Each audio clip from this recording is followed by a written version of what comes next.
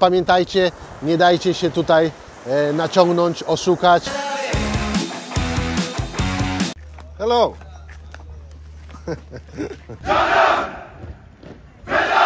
Hello! Hello! Hello! Hello, my friend! Trochę zwariowany jest ten park. Kluczyki czekają na mnie w restauracji chińskiej.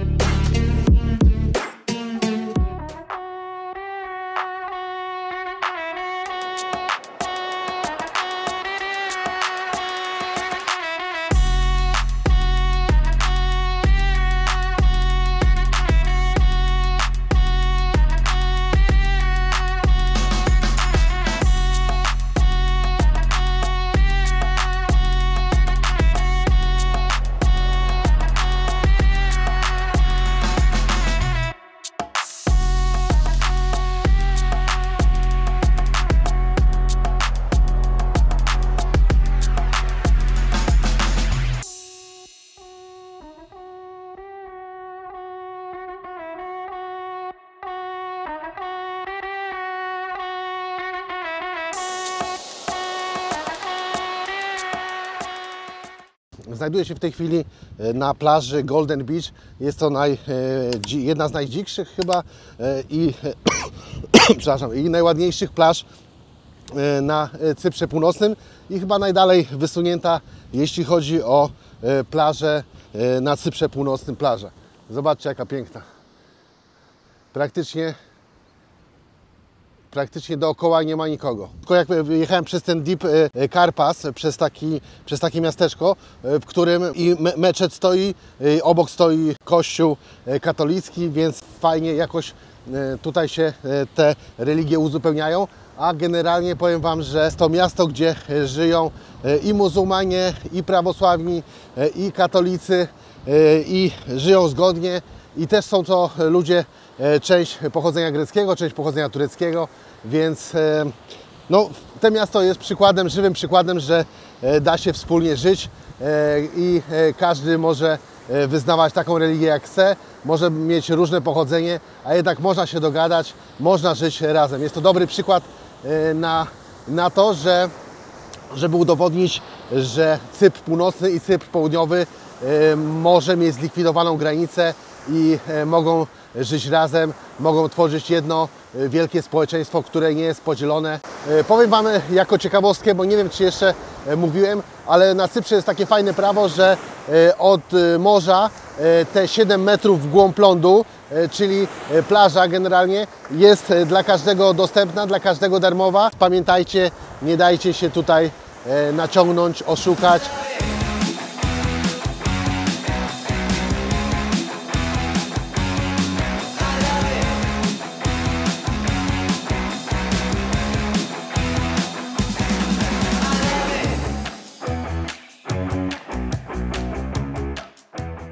Jest to najbardziej wysunięty punkt, jeśli chodzi o Cypr Północny, a jednym z takich punktów wartych odwiedzenia jest monaster świętego Andrzeja. O, zobaczcie, jakiegoś tutaj mnicha mamy, księdza może. Zaraz zobaczymy, co tu jest grane. Patrzcie, jakieś takie podwórko, łódka, osły, taki mini targ. Nie wiem, co tu jest grane. Hello. Good morning. What do you have? What do you have? This is salt? Salt? This monastery salt, not bread. Ah, monastery salt. Okay. And salad, cheese. Yeah. And how much does it cost? 150. Yeah. Yes. For 1 kilo. Yeah. 1 kilo, 100 gram. This one. Ah, 100. Okay. Yeah. Okay. I am going to walking and I will think about it. Thank you. Kurczę, zobaczcie, jak to wygląda. A tutaj jest jakiś taki ciekawy targ przy monasterze. O rany, tam cała wycieczka jest, patrzcie. A ja myślałem, że jestem w takim odludnym miejscu, gdzie się nic nie dzieje, patrzcie. Hello! Zobaczcie, o, ciupagi z Zakopanego. Zobaczcie, jakie piękne wyroby.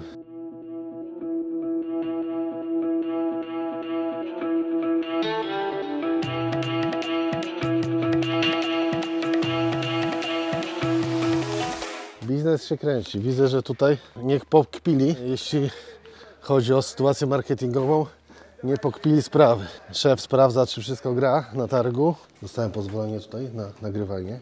Zobaczcie, tak to wygląda. Pięknie. O, jeszcze tutaj mi zapalił światło, na tyle był uprzejmy.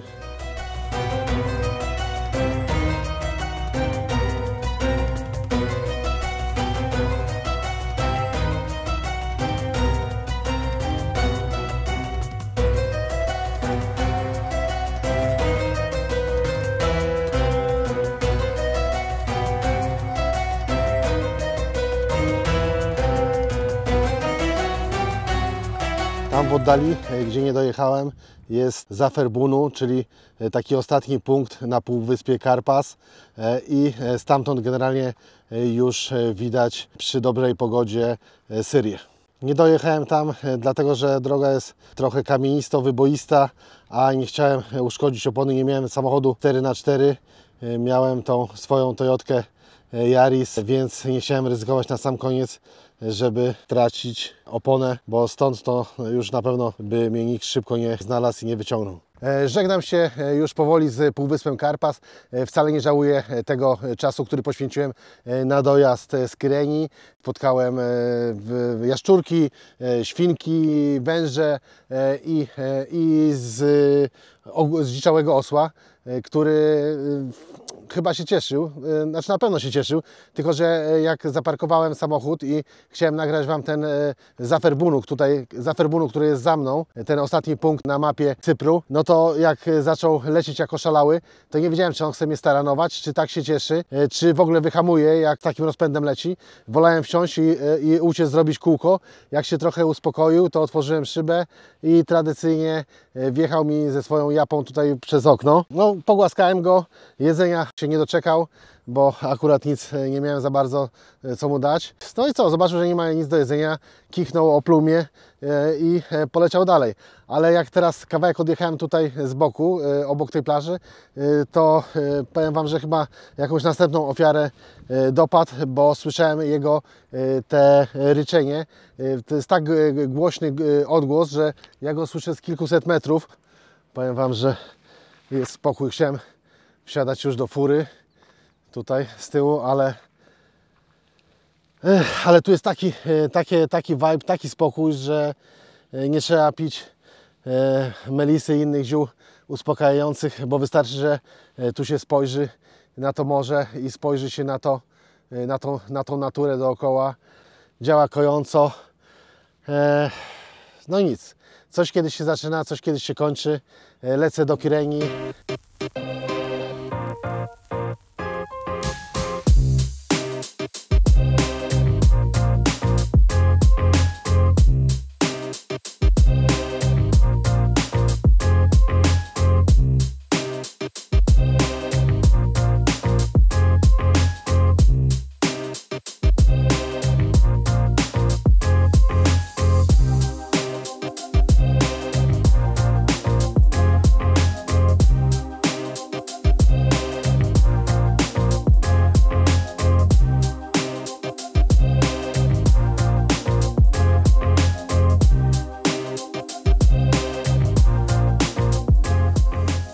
Jest godzina 14 albo chwilę po 14. Jestem już w Kyreni, miasto, które nazywane jest tutaj takim małym Saint-Tropez. Zaraz sprawdzę, czy rzeczywiście jest to prawdą.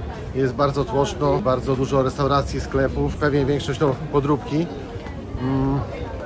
No i co? No i port jest w kształcie podkowy.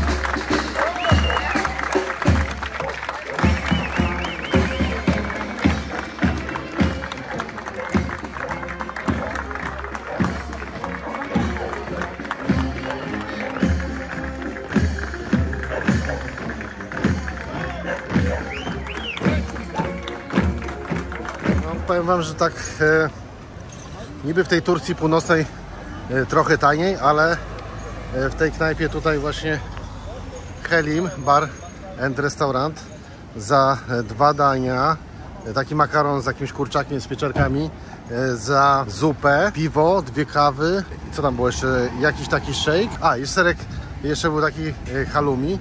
No to za to wszystko rachunek wyszedł na polskie pieniądze, przeliczając prawie 300 zł, więc czy tak, może dlatego, że wiecie, że może to taka knajpa przy samym porcie, taka fancy, no to i ceny są pewnie takie, jakie są. W Polsce pewnie by jakoś drożej wyszło, ale wydaje mi się, że jak na Cypr Północny to i tak jest, wydaje mi się, bardzo droga restauracja. To była chyba taka jedna z bardziej ekskluzywnych knajpek. Czy było dobre? Może być. No nie był taki szał, nie ma co wspominać. Na pewno bym tej knajpy jakoś mocno nie polecał. Utrzymuje się, bo jest w dobrym punkcie turystycznym, daje radę finansowo na pewno, ale na pewno bym jej nie polecił i drugi raz bym do niej nie przyszedł. Jak na najbardziej prestiżowy kurort przystało, wszędzie pełno jest sklepów z oryginalnymi ciuchami Calvina Kleina, Tomiego Hilfingera i wiele innych znanych marek. Czy są oryginalne do końca? Sami sobie odpowiedzcie na to pytanie. To pytanie pozostawiam bez komentarzy. Co mi się w Kyreni podoba? Na pewno podoba mi się port. Na pewno podobają mi się tutaj ten cały system uliczek, które widzicie tutaj dookoła, rozchodzą się na lewo i prawo. Nie podoba mi się tumult ludzi. Jest ogromna masa samochodów, korki. Hello, hello. Hello. Hello. Hello, my friend. Jest masa ludzi. Bardzo sympatyczni te mieszkańcy, jak widzicie, ale dla mnie jest za głośno, za ciasno. Można wpaść, zobaczyć, jak to miasto wygląda, ale zostać tu na dłużej bym na pewno nie chciał. Sporo jest też takiej laserki, którą widać na ulicach. Wiecie, dziewczyny wystrojone jak w Boże Ciało i faceci, którzy na nie polują. Natomiast sporo turystów zagranicznych, a najgorsze, tak jak mówię, no najgorsze są te korki, bo stąd wyjechać, wjechać, zaparkować, no to graniczy z cudem. Został mi w tym mieście jeszcze do odwiedzenia zamek z XII wieku. Myślę, że ogarnę go za chwilę, jeżeli tylko będzie miejsce. Oczywiście tradycyjnie słońce już zachodzi, a ja jeszcze mam prawie godzinę do Nikozji, w którą też chciałbym odwiedzić.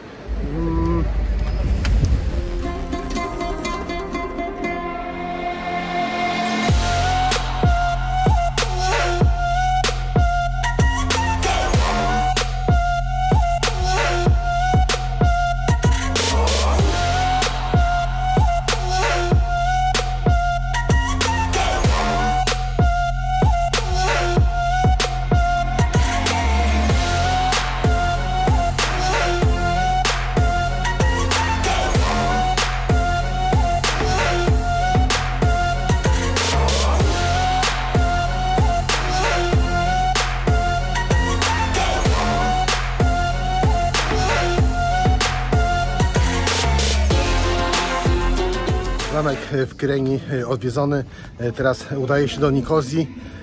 No i co, no i tak jak mnie czas zastanie, tak nagram. Czy to będzie wieczór, czy to będzie dzień, na pewno jeszcze jakieś ujęcia zdążę złapać.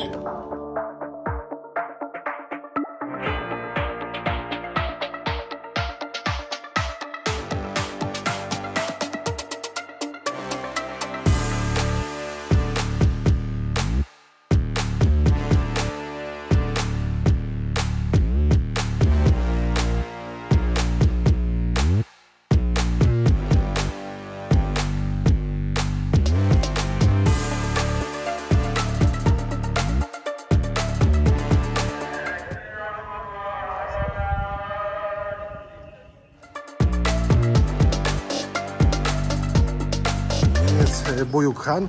Jest to jedna z najstarszych tureckich budowli w Nikozji. Ten piękny dziedziniec został pobudowany w 1576 roku jako karawanseraj, czyli dom zajezdny dla karawan z podróżnymi.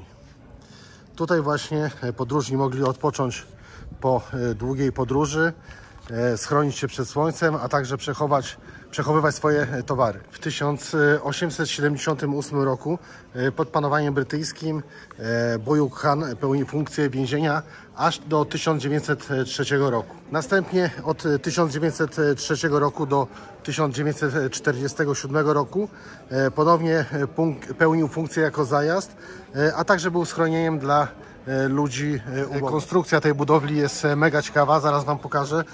Na górze znajdowały się właśnie takie pokoje dla podróżnych, które charakteryzowały się tym, że miały bardzo małe okna, a to dlatego, żeby złodzieje nie mogli się dostawać do środka i okradać podróżnych.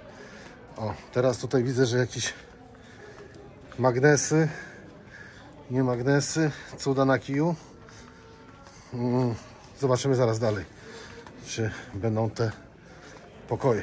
Jeszcze zapomniałem Wam dodać, że na dziedzińcu znajduje się fontanna, w której obmywały się stopy przed modlitwą, bo obok znajdował się taki mały meczet. O, zobaczcie, tu są te okna. Widzicie? Takie były zakratowane. A tu jest widok na dziedziniec i na meczet. Powiem Wam, że robi wrażenie. Fajnie, że dotarłem o tej godzinie w sumie, o takim półmroku, dlatego że nawet jeszcze lepiej chyba wygląda jak za dnia. Nawet zdjęcia, jak oglądałem wcześniej, jak robiłem research, to tak fajnie to nie wyglądało, jak w tej chwili to widzę. Mam nadzieję, że kamera dobrze to uchwyci i pokaże, jak ciekawie tu jest. Obecnie, tak jak widzicie, miejsce to stało się takim punktem na mapie miasta atrakcji turystycznych, bo wszędzie się tutaj na górze porozkładały jakieś stragany z różnymi rzeczami, z różnymi rękodziełami, a na dole są restauracje, w których w fajnym otoczeniu możemy napić się lampki wina, kawy czy zjeść coś dobrego. Zapomniałem Wam jeszcze dodać, że ten karawanseraj mieścił aż 68 pokoi, więc był to taki, można powiedzieć, mały hotelik. O, zobaczcie, wychodzimy z karawanseraj i wchodzimy prosto na ulicę handlową Północnej Nikozji. Za dużego tłoku to tu nie ma, ale to może i lepiej. Fajnie, można się w spokoju przejść. Dzisiaj chyba jakieś święto jest narodowe, bo wcześniej był występ w Kyreni wojskowej kapeli. Jakiś tam był pochód, marsz plus drobne występy. A teraz widzę, w kapejkach też ludzie siedzą, świętują, wszędzie flagi powywieszane. Myślę, że jest to... Ale zobaczcie, jak to fajnie klimatycznie, co? Ale fajnie wygląda. Zobaczcie, jaka fajna, klimatyczna uliczka. Od razu jak wychodzicie drugim wejściem z karawanseraj, to wjeżdżacie tutaj w takie klimatyczne uliczki. Zaraz za budynkiem karawanseraj zaczyna się banda bulia. Tak mi przynajmniej powiedział ten miejscowy człowiek, który pilnuje na parkingu samochodów. No i tutaj mamy całe miasteczko bazarowe różnych rzeczy, które możemy sobie nabyć na pamiątkę w Turcji. Jeśli chcemy też być bardzo oryginalni, bardzo modni, za bardzo nieduże pieniądze możemy także nabyć towary i tanim kosztem błyszczeć na mieście. Zobaczcie, jednak Elvis to był. I tu się strzyk. Zobaczcie, jaki barber. Birazcık olsun emek göstermeden adam hemen milyonlar kazanmayı beklersen ne kazanacaksın? Nerede anlasın? Ferhat anlatmaya çalıştığımı anladın mı? Oğlum adamın böyle bir şey söylemesi için bir şey yok. Ha dersen bana Mehmet'in de kazancı zayıf. O zaman ben de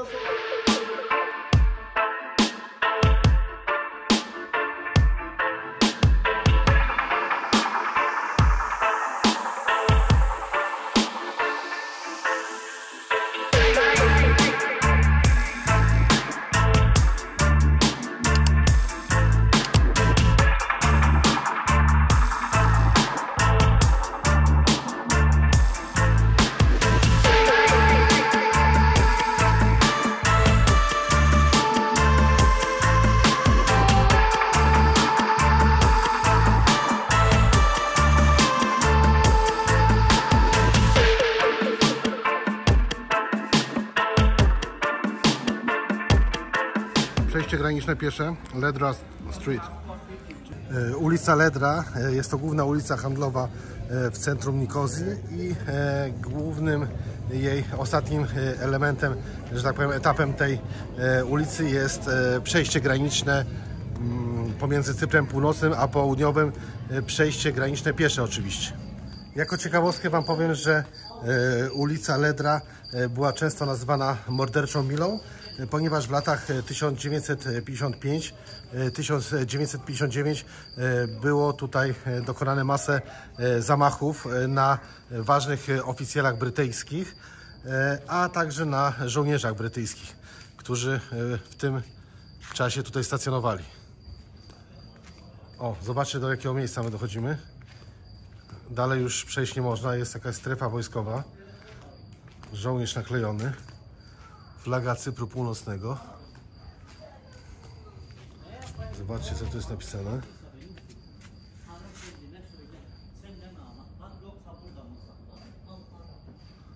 O, taka historia. O cholera, nie można fotografować, dopiero na końcu zobaczyłem. Dobra, zrywam się stąd, żeby nie było afery. Bo jeszcze brakuje mi to, żeby na ostatnie minuty miał tutaj kłopoty.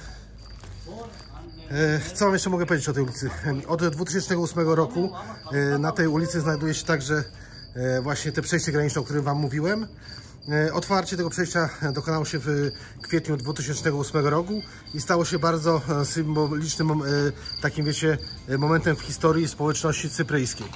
Wydaje mi się, że też można to interpretować w ten sposób, że otwarcie tego przejścia w kwietniu 2008 roku stało się bardzo takim momentem symbolicznym, momentem rozpoczęcia długofalowych dyskusji o przyszłości pomiędzy tymi dwoma zwaśnionymi nacjami zamieszkujący Cypr Południowy i Cypr Północny. Z tego, co czytałem, to ja to tak interpretuję, że te przejście graniczne dało taki impuls tutaj lokalnej społeczności, że jest możliwe jakieś porozumienie między Turkami i Grekami mieszkającymi na Cyprze i być może jest szansa pogodzić te dwie religie, muzułmańską religię i chrześcijańską. I tak ja to interpretuję. Myślę, że tak powinno się to interpretować. Jeżeli macie jakieś inne opinie, inne sugestie, inne doświadczenia związane z tym przejściem granicznym, ewentualnie z teoriami na temat Cypru Północnego i Południego, to z chęcią przeczytam w komentarzach i z chęcią się odniosę do Waszych komentarzy. Powoli uciekam z Cypru Północnego i kieruję się na Cypr Południowy. Tam chciałbym jeszcze kilka rzeczy zgrać, mimo tego, że już słońce dawno temu zaszło.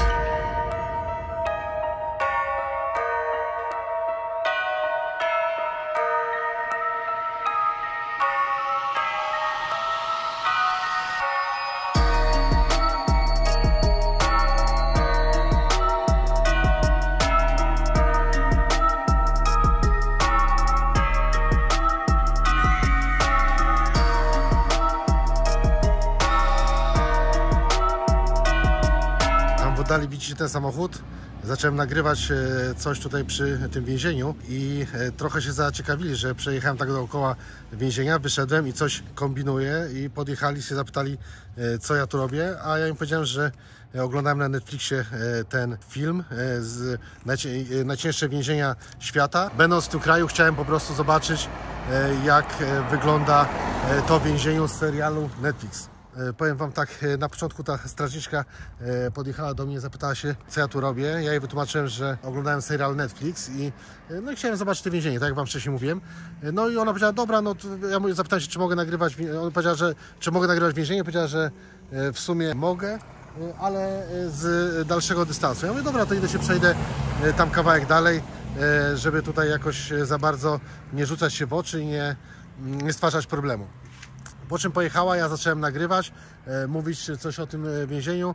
Podjechała kolejny raz i powiedziała, że jednak nie dostała dyspozycji, że nic nie mogę nagrywać więcej i że muszę stąd odjeżdżać. No to dobra, to odjechałem i stoję teraz 2 ulice dalej Chciałem Wam tylko dokończyć, że to, że więzienie miało złą renomę wcześniej, a potem przekształciło się w miejsce no takie bardziej przyjazne. Kilka długich lat była prawniczka, kierowała więzieniem i przekształciła więzienie 180 stopni.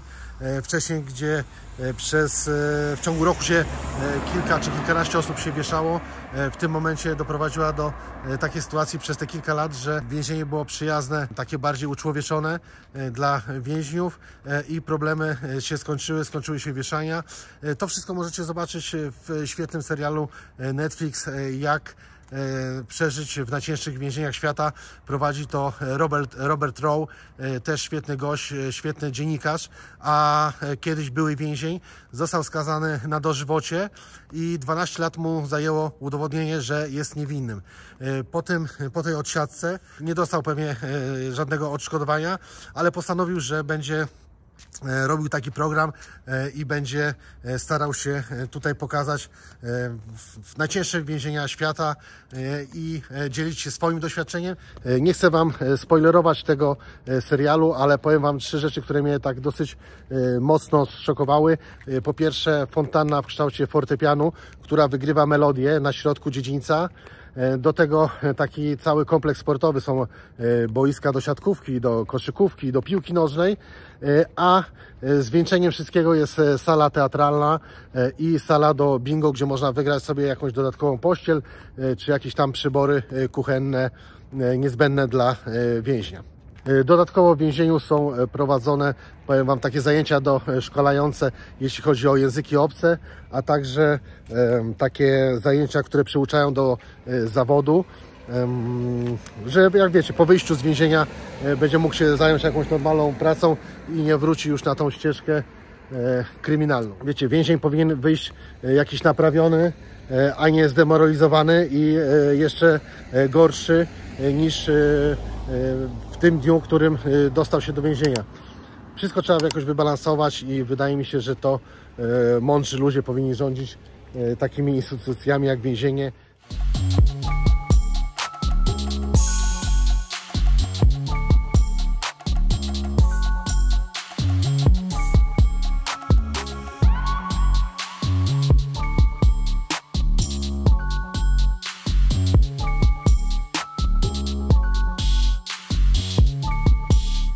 Dochodzę do Placu Wolności, czyli Eleftheria Square. Jest to fajne, ciekawe miejsce w środku miasta, którego realizacja zajęła długie lata. To projekt znanej na Cyprze i nie tylko. Tam architekt Zahy Hadid, która słynie z architektury łączącej elementy, wiecie, takie jak energia, woda i powietrze. Zresztą sami zobaczcie, jak to wygląda. Ile tutaj ludzi jest. Wydaje mi się, że sam fakt, ile tutaj osób przebywa i jak dużo osób spędza tu czas, świadczy o tym, że park się chyba przyjął. W takich kreatywnych umiejętnościach była w stanie stworzyć nowoczesny, bardzo przestronny i niesamowity, o Jezu, bym spadł, i niesamowite miejsce spotkań mieszkańców Nikozji. Zobaczcie tylko, jak to wieczorem wygląda. Jest to przestrzeń, która powstała na dawnej, suchej fosie otaczającej zabytkową część miasta. Zresztą widzicie, tu są te mury okalające ten park. Stare mury, a w środku nowoczesny park. Jeszcze z takich ciekawostek Wam powiem, że cały plac zbudowany jest z jasnego granitu i jest przeplatany zielenią i palmami, i drzewami jakimiś tutaj, o, widzicie? Tak jak na załączonym obrazku. Fajnie, powiem Wam, że ten szum wody i ten spokój, który jest dookoła, mimo tylu osób, mimo tylu rodzin z dzieciakami, jest naprawdę kojący i taki fajna bryza taka powietrza jest i te wszystkie elementy tworzą naprawdę fajną atmosferę i fajne miejsce do spędzenia wieczoru w mieście Nikozja. Zapraszam wszystkich serdecznie, którzy są w Nikozji, na odpoczynek w tym parku. Z takich jeszcze informacji praktycznych, technicznych, to powiem Wam, że ten cały park zbudowany jest tak, żeby przetrwał trzęsienie ziemi. Po dłuższej chwili chyba zmieniam zdanie. Trochę zwariowany jest ten park, bo powiem Wam tak, z tyłu jakieś światełka, jakieś brzęczenie, tam gdzieś jakieś sztuczne ptaszki śpiewają, tutaj jakieś kolorofony, tu zaraz, o widzicie, jakieś kolorofony w fontannie, tam gdzieś w oddali słychać muzykę na żywo, tutaj z tyłu, z drugiej strony jest muzyka z jakiegoś lokalu leci, więc powiem Wam, że nie wiem czy do końca można tu spokojnie zaznać jakiegoś czasu, ale na pewno jest to atrakcja, którą przynajmniej raz trzeba odwiedzić. Trochę zwariowana, trochę futurystyczna, ale na pewno warta odwiedzenia. Zobaczcie, jak to wygląda. Bardzo fajne miejsce. Bardzo fajne miejsce, dużo widzę młodzieży, dużo rodzin z dziećmi. Jest godzina 9:30. Opuszczam Nikozję. Zmęczony jestem, bo dzisiaj praktycznie od 6 czy 7 rano na nogach. O około 8 rano już zaczęliśmy trip po północnym Cyprze, po półwyspie Karpaz, po Kyreni i teraz po Nikozji. Zobaczcie, jaki barber ciekawy. Po drabinie na górze się wchodzi na stanowisko barbersko-fryzjerskie.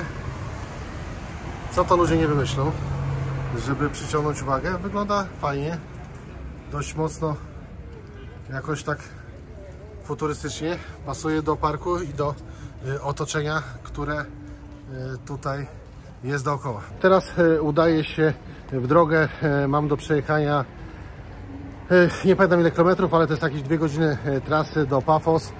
Tam muszę odebrać kluczyki, muszę zdążyć, bo gdzieś kluczyki czekają na mnie w restauracji chińskiej u człowieka, który jest powiadomiony o tym, że będę dopiero około 12 w nocy. Mam nadzieję, że zaczeka na mnie, bo na razie innej alternatywy nie mam spania. No i co? Na dzisiaj koniec. Żegnam się z Wami. Do zobaczenia jutro. Jutro zwiedzam dosyć ciekawy wąwóz. Zwiedzam Błękitną Lagunę i dosyć fajne plaże. I mam nadzieję, że zdążę na górę Olimp i do winiarii. Czy mi się uda, zobaczycie następnego dnia. Do zobaczenia, cześć.